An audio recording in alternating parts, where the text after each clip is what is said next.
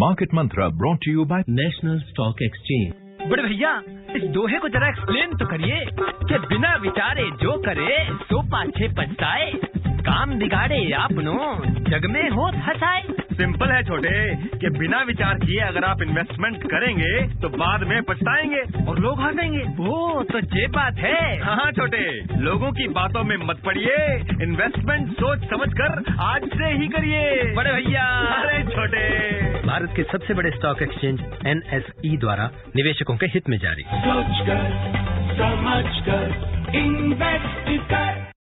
Good evening and welcome to the Thursday edition of Market Mantra, the program in which we give you a complete update on the economic, business and stock market news of the day. My name is Rajesh Lake and with me is my co-anchor in Hindi, Sonu Sood. धन्यवाद राजेश। नमस्कार श्रोताओं, market मंत्र में आपका स्वागत है। रोज की तरह आज भी हम आर्थिक, व्यापारिक और शेयर बाजार से जुड़ी ताजा खबरें आप तक लाएंगे और उन पर चर्चा करेंगे। चर्चा के लिए ऑनलाइन आमंत्रित हैं वरिष्ठ आर्थिक विशेषज्ञ राजीव नागपाल। राजीव नमस्कार, मार्केट मंत्र में आपका स्वागत है। warm welcome to you, Rajiv. Thanks. और अब सबसे पहले हेडलाइंस के साथ हैं Rajesh lake. Domestic stocks log marginal gains amid negative global cues. Sensex closes at 55,949. Nifty settles at 16,640 level. And oil prices decline amid rising COVID-19 infections. नकारात्मक वैश्विक संकेतों के बीच घरेलू शेयर बाजार मामूली बढ़त में रहे। सेंसेक्स 55,949 पर और निफ्टी 16,640 पर हुए बंद। और कोविड-19 संक्रमण के बढ़ते मामलों के बीच तेल के मूल्यों में आई गिरावट।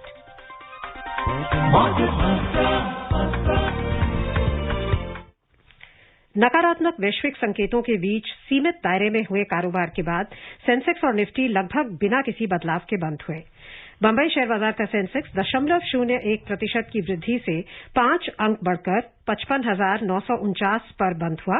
नेशनल स्टॉक एक्सचेंज का निफ्टी भी 0.01% की ही बढ़त से 2 अंक ऊपर 16,640 पर बंद हुआ। विस्तारित बाजार की बात करें तो यहां प्रदर्शन सेंसेक्स से बेहतर था।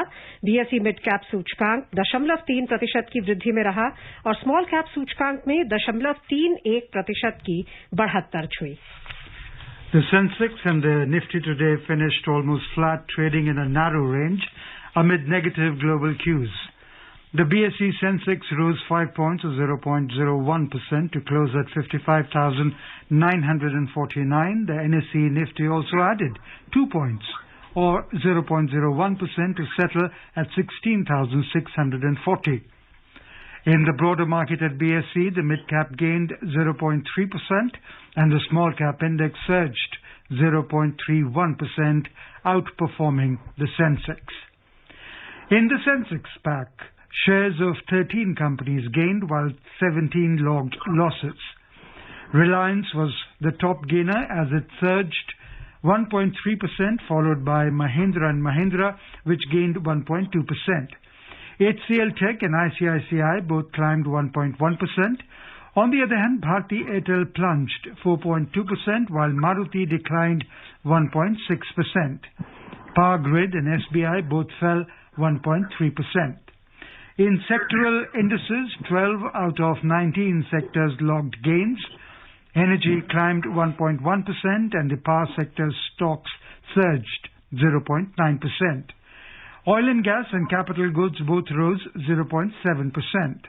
On the other side, telecom declined 3.5%, metal fell 1.4% and basic materials slipped 0.8%.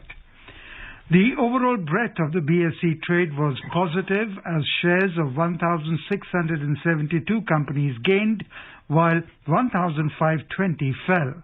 Shares of 130 companies remained unchanged. रुपए की बात करें तो अंतर बैंकिंग विदेशी मुद्रा बाजार में रुपया डॉलर के मुकाबले 2 पैसे की मामूली बढ़त से 74 रुपए 22 पैसे प्रति डॉलर दर्ज हुआ। 6 अन्य प्रमुख मुद्राओं के मुकाबले डॉलर की मजबूती मापने वाला डॉलर सूचकांक 0.02% बढ़कर 92.85 पर था। राजीव, आप क्या कहेंगे? आज भी और कल भी लगभग फ्लैट रहा है सेंसेक्स और निफ्टी का प्रदर्शन। हालांकि वो ऑल टाइम हाईस के करीब है। निफ्टी तो ऑल टाइम हाई पर है। और एक चीज और हम देख रहे हैं कि मिड कैप और स्मॉल कैप में रिवाइवल आया है कल भी आज भी, तो पूरे बाजार के सेंटिमेंट को आप कैसे देखते हैं? देखिए, जो रेंज बाउंड मूवमेंट रही है निफ्टी लेवल पे वो लार्जली एक्सपायरी थी अगस्त 20 कॉन्ट्रैक्ट की, तो उसके चलते थोड़ी सी वॉलेटिलिटी रहती है जो लास्ट के हर महीने के लास्ट हफ्ते में किसी 4 दिन में एक दिन ज्यादा होती है। तो ये जब महीना शुरू हुआ था अगस्त, तो बुलिश मोड से शुरू हुआ था, तो रिजल्ट्स अच्छे आ रहे थे, तो उसके चलते थोड़ा सा अनवाइंडिंग प्रेशर रहा निफ्टी लेवल के ऊपर। और जो पिछले कुछ दिनों से निफ्टी को अपने हाई की तरफ लेके जा रहा है वो है आईटी स्टॉक। उसी की वजह से अगर आईटी की आप परफॉर्मेंस को अगर हटा देंगे निफ्टी की, तो निफ्टी शार्पली करेक्टेड दिखेगा। मिड कैप की देखिए, पिछले ऑलमोस्ट लास्ट एक महीने में इंडेक्स लेवल पे तो शायद कम, लेकिन ऑन ब्रॉडर मार्केट लेवल पे अगर आप इंडेक्स स्टॉक्स के आगे जाएं तो काफी ज्यादा करेक्शन हुई है। तो 20 से 25% इंडिविजुअल स्टॉक्स में करेक्शन हुई है। तो उसके बाद एक महीने के बाद 2-4 दिन चलना, ऊपर की तरफ खिंचना बड़ा नॉर्मल सा एक पुल बैक होता है। बट वो देखने का रहेगा कि कैसे आने वाले दिनों में जो नतीजे आए हैं उनको कैसे मार्केट लेती है, लिक्विडिटी कैसी रहती है। अगर लिक्विडिटी की पोजीशन वैसी रही जैसी कि मई जून में थी, तो या जुलाई में थी, तो फिर शायद रिवाइवल हो जाए। But it's that revival is still under a question mark at this point of time. So, wasn't the benchmark indices which ended flat today, Rajiv, remained range-bound for most of the session? Isn't this in contrast to high volatility sessions generally observed on the day of expiry of monthly futures and options contracts?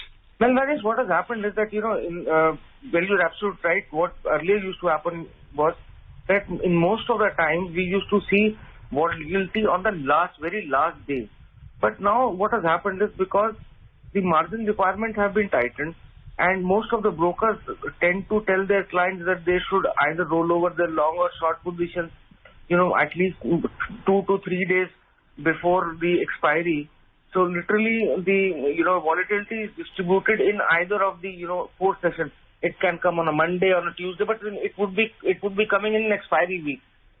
Otherwise what happens is, brokers tend to increase the margin on the outstanding position if you leave it for the last day. So now, because of this, in last few months, we have seen that on the day of the expiry, while we do see volatility, but the extent of volatility is not that high. See, like on Monday we saw a sharp index opened up with a gap, then we saw a sharp decline. Then on Tuesday we saw a sharp up move after opening pretty much flat. So volatility got shifted to 2 days before that, in the first part of the expiry week, rather than waiting for the last 2 days. But it might, given the way the things have changed for margin, probably this trend might continue. We might see expiry coming on, volatility coming in any day of the expiry week, rather than on the expiry day itself. Rajiv, हालांकि बाजार में हल्की तेजी ही आई है, लेकिन अगर हम गिरने वाले सेक्टर्स को देखें तो टेलीकॉम में आज 3.5% का गिरावट आई है। सबसे ज्यादा गिरने वाला सेक्टर रहा है। कल भी 2.5% की गिरावट आई थी। इनफैक्ट जो प्रमुख कंपनी है भारती एयरटेल, वो 4% से अधिक आज लुढ़की है। सो टेलीकॉम सेक्टर के आप क्या प्रोस्पेक्ट्स देखते हैं? आपको लगता है कि सरकार की जो टारगेटेड रिफॉर्म की जो नीति है उसमें शायद नेक्स्ट टारगेटेड सेक्टर टेलीकॉम होना चाहिए?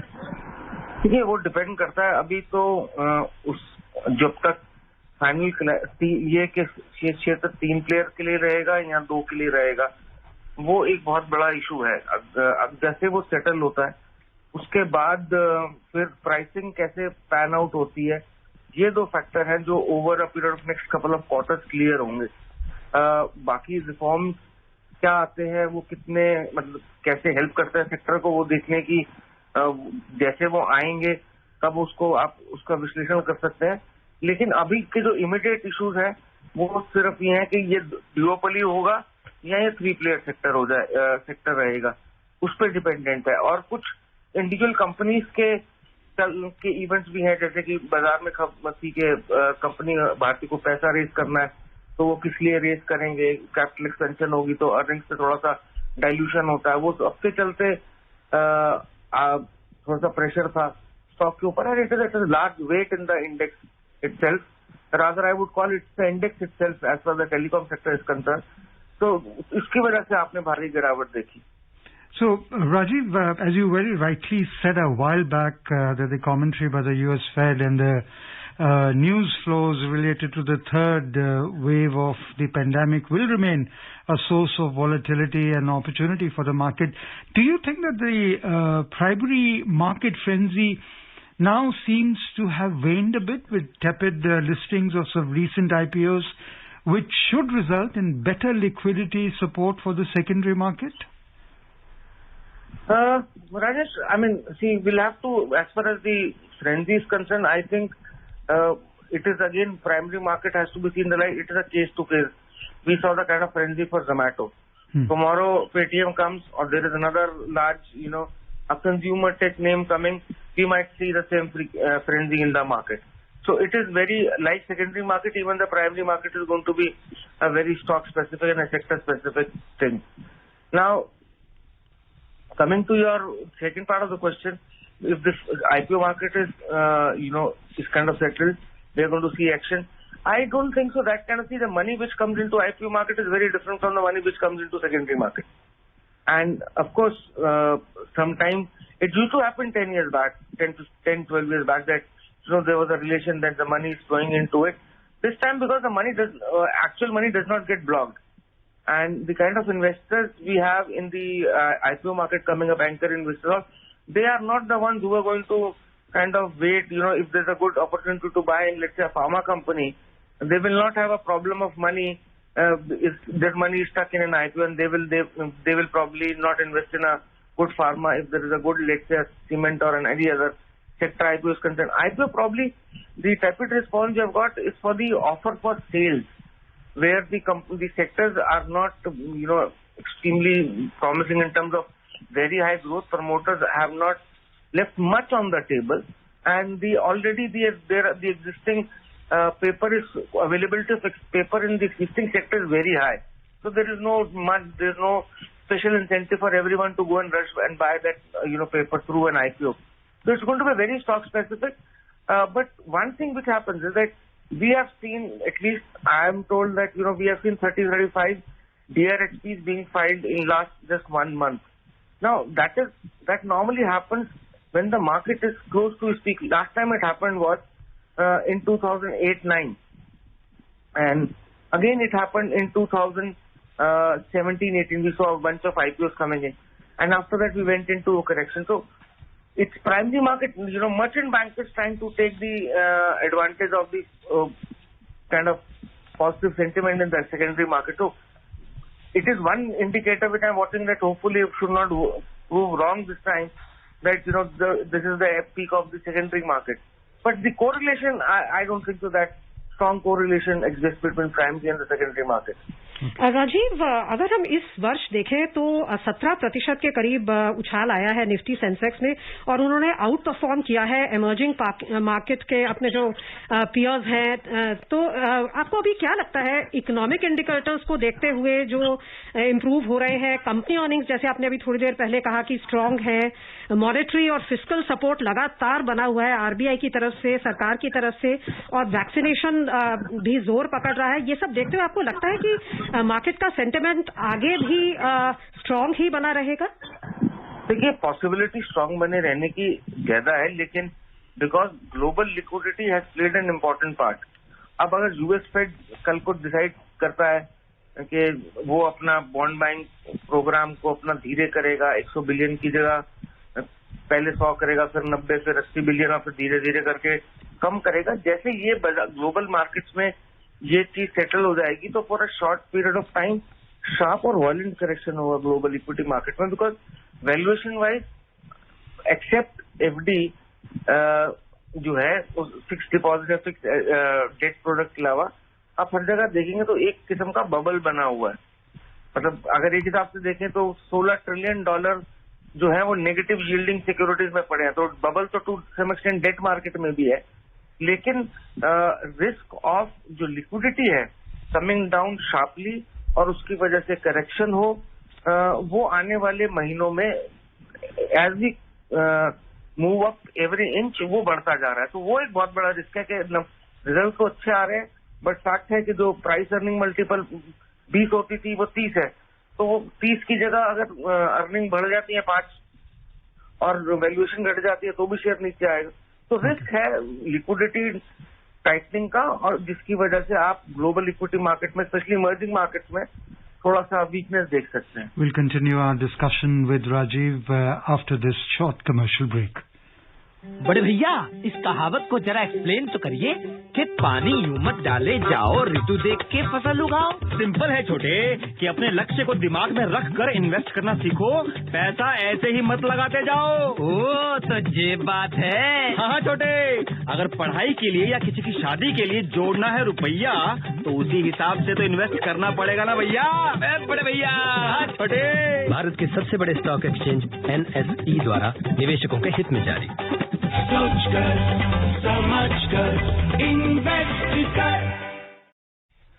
Welcome back. With us is market expert Rajiv Nagpal. Rajiv, this is one question. You do not believe in the rating agencies, but today market trimmed their gains in the closing session as a report from the ratings agency Moody's said India's second COVID-19 wave has increased asset risks for banks in retail and the SME loan segment. So how much do you see the trend that the market took towards the end?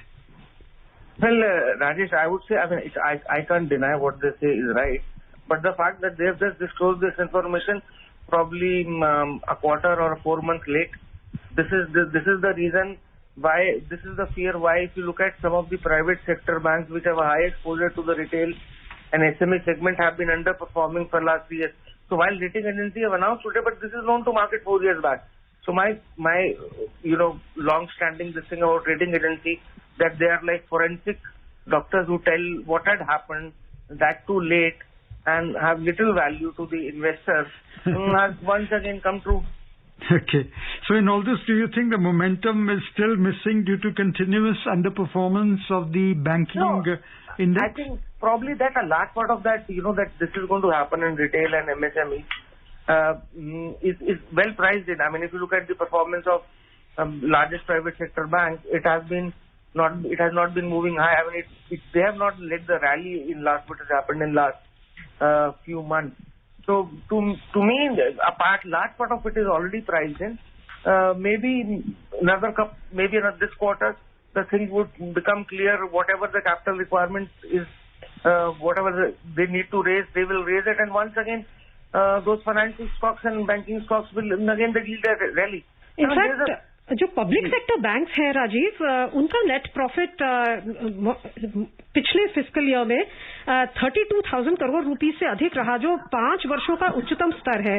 तो आपको लगता है कि public sector banks को जो push दिया है, reforms का पुश दिया है, और अब उनसे क्रेडिट फ्लो बढ़ाने की भी बात कही जा रही है, क्रेडिट आउटरीच का जो उनका प्रोग्राम था जो 2 साल पहले लाए थे, वो फिर से अक्टूबर में शुरू होने वाला है।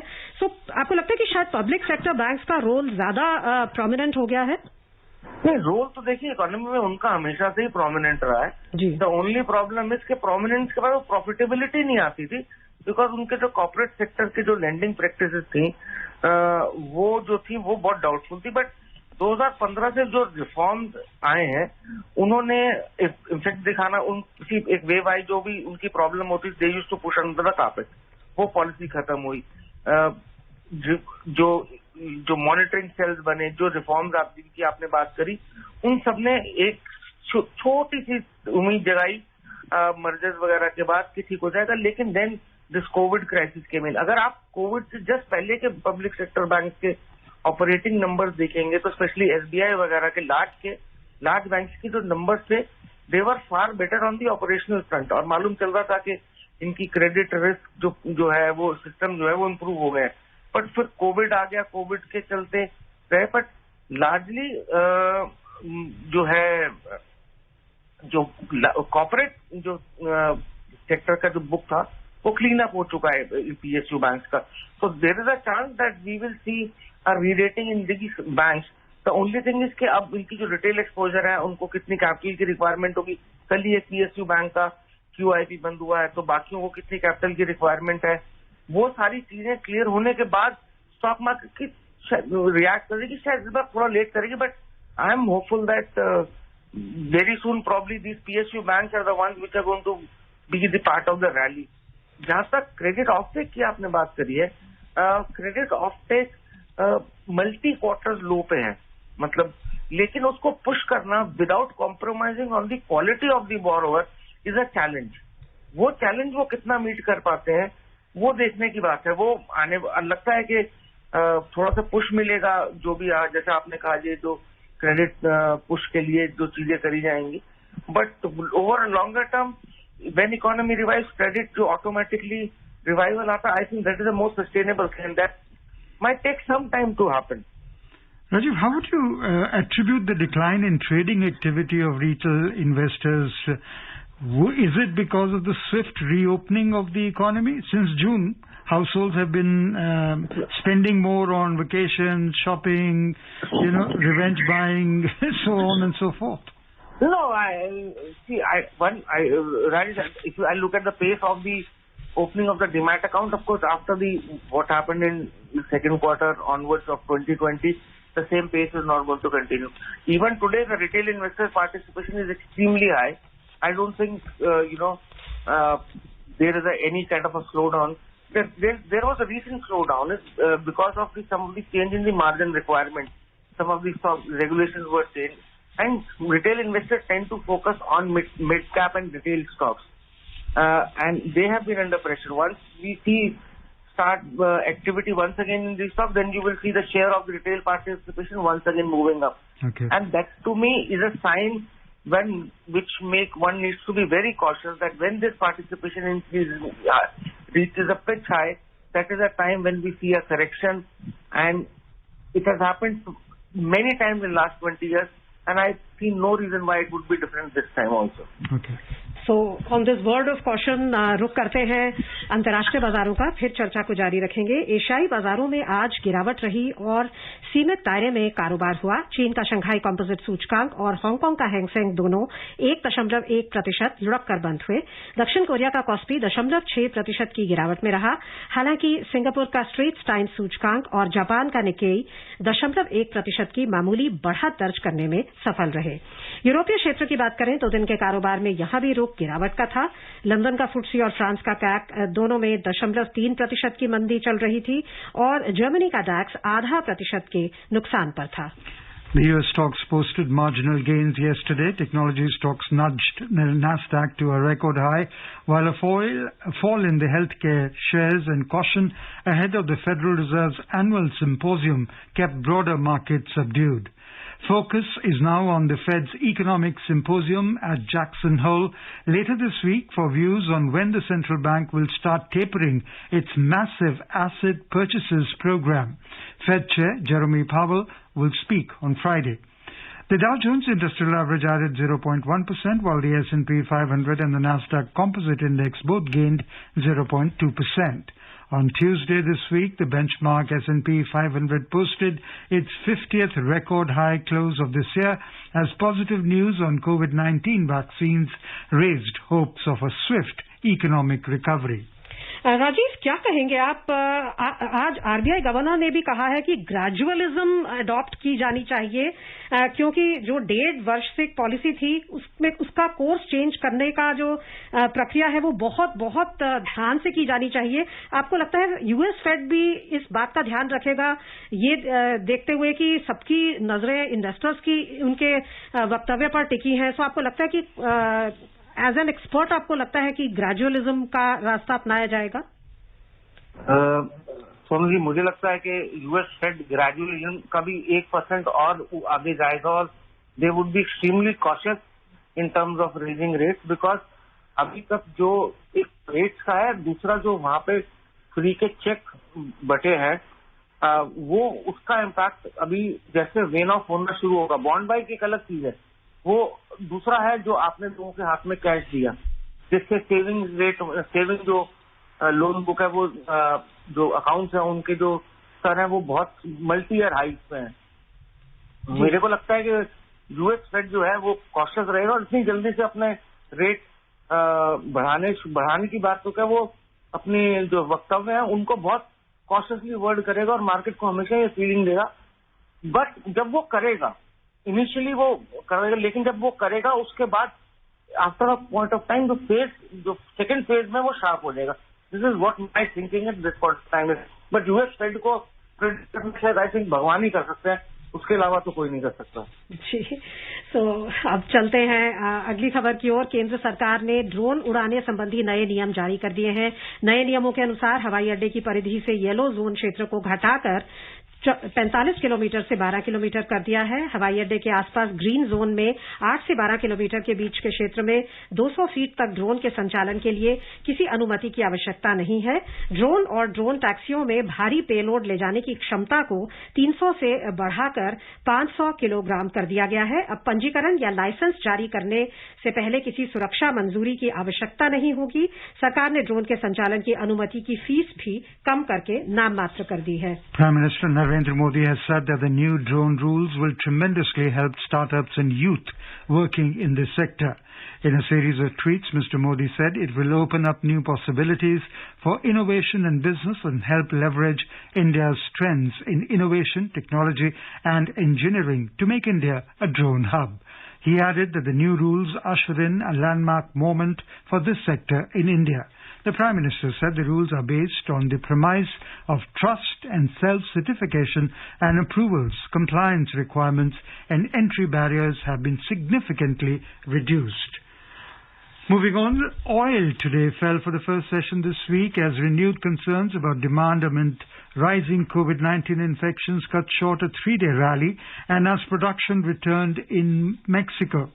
In intraday trade, Brent crude was trading around $71.60 per barrel, while WTI crude prices were at $67.60 per barrel.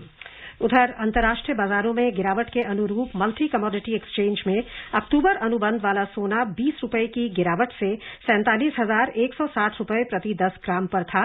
सितंबर अनुबंध वाली चांदी भी 300 रुपए गिरकर 62,980 रुपए प्रति किलो पर थी.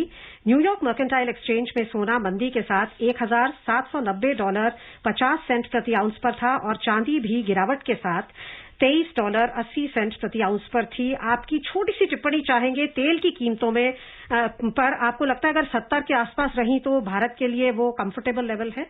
नहीं, मेरे को लगता है कि उससे 60 से नीचे जो है वो कंफर्टेबल लेवल है.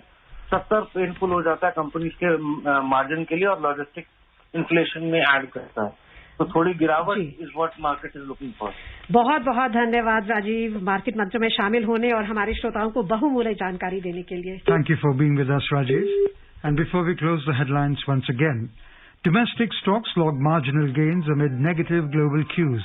Sensex closes at 55,949, Nifty settles at 16,640 level, and oil prices decline amid rising COVID-19 infections. That's all we have in this edition of Market Mantra. Till tomorrow, goodbye. बड़े भैया इस दोहे को जरा एक्सप्लेन तो करिए कि बिना विचारे जो करे सो पाछे पछताए, काम बिगाड़े आपनो जग में हो हंसाए. सिंपल है छोटे कि बिना विचार किए अगर आप इन्वेस्टमेंट करेंगे तो बाद में पछताएंगे और लोग हंसेंगे. वो तो ये बात है. हाँ छोटे, लोगों की बातों में मत पड़िए, इन्वेस्टमेंट सोच समझ कर आज से ही करिए. बड़े भैया. अरे छोटे, भारत के सबसे बड़े स्टॉक एक्सचेंज NSE द्वारा निवेशकों के हित में जारी. सोच कर समझ कर इन्वेस्ट कर. Market Mantra brought to you by national stock exchange.